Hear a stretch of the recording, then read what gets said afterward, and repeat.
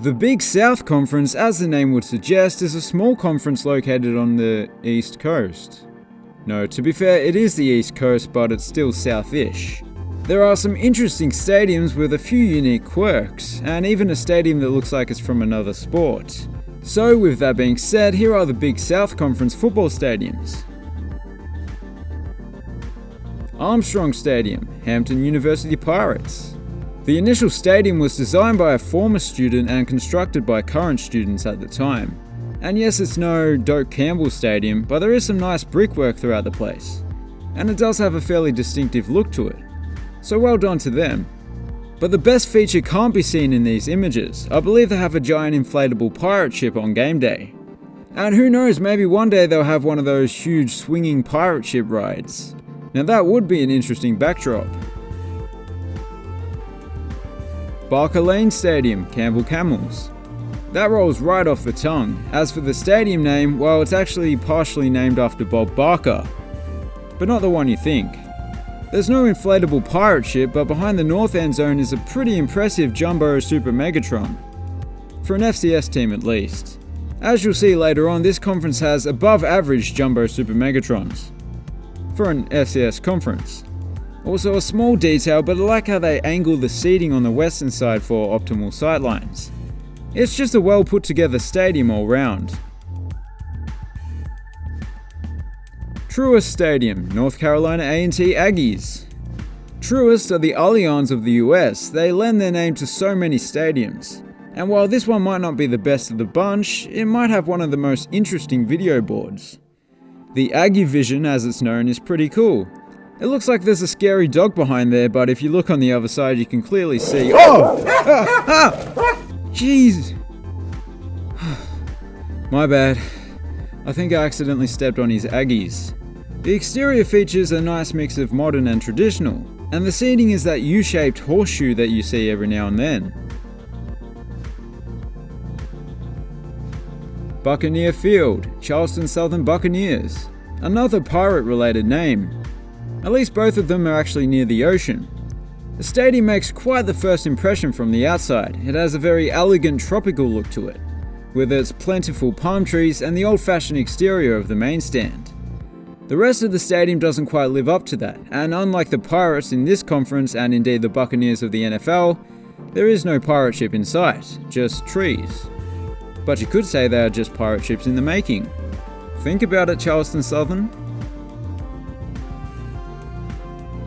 Ernest W. Spangler Stadium, Gardner-Webb Runnin' Bulldogs.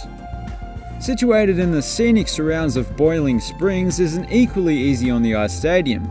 It's made up of what is basically an earth bowl, but with two stands being built into it. And I always love to see that sort of design that incorporates landscaping so seamlessly. It's complemented by the plentiful use of brick throughout the stadium. Joe Walton Stadium, Robert Morris Colonials. Well, this is pretty cool. It's a one-sided stadium out of necessity. They've had to move a whole heap of earth to accommodate the field, and indeed the stand, and indeed the parking lot. But it was worth it. It looks fantastic, it's quite unique, and it's an excellent view the spectators are greeted with. Bonus points for the stone facade of the one and only stand. Kessler Stadium, Monmouth Hawks.